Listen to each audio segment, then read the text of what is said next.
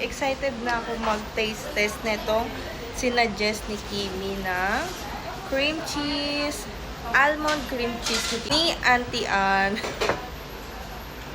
Yan talagang literal. Niluto talaga nila. Hindi ito nakastock lang. Ganyan siya kahaba. And 5 pieces na siya. 125 NTD nga lang pala to. Pero may pa-pre-taste kasi kanina. And talaga nagustuhan ko siya. Ang sarap niya. Kaya,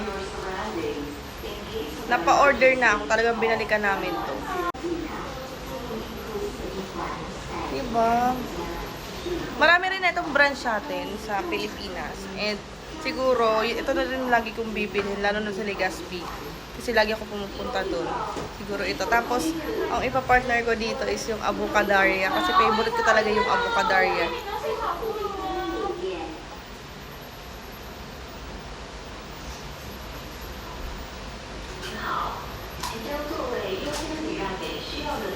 Harap niya, be.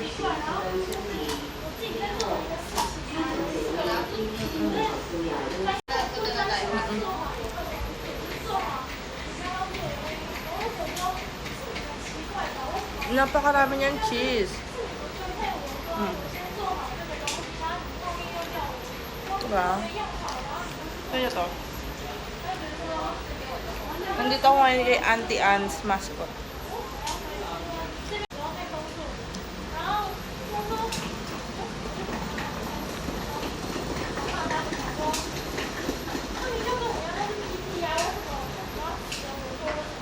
Sarap.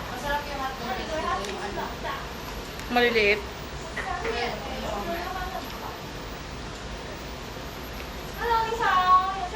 Nakikita ko to sa Legazpi pero di ko siya pinapansin. Hindi siya pinapansin. Sa isip ko kasi parang pretzel lang. Harap pala. Magkano to sa atin?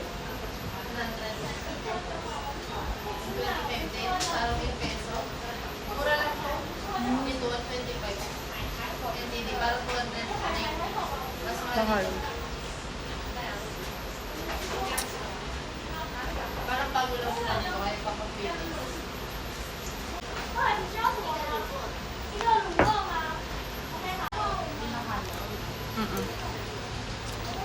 Pero paano naman mag-ukada? Ito ba yung tayo uwi? Pangit, no? Sino tayo mag-uwi? Yun nga lang nganin. Wala pa nga tayong bus ticket. Nakakasalan namin yun na nag-book na ano. Kasi sa Mahal. tagal na lang tayo sa bus. Kaso problema, sa bus or van, problema lang natin mapagamit. Van. So, okay yung bus? Okay, magamit gano'n.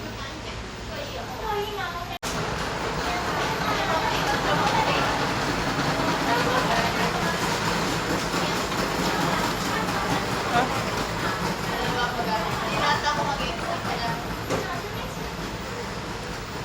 Bayad ka na lang excess. Hindi. Ano ba? Kasi feeling ko sakto lang naman yung dala. Wala tayong additional na 20, di ba? Nagbayad tayo kay, ano diba? Wala dun sa Air Asia na ano.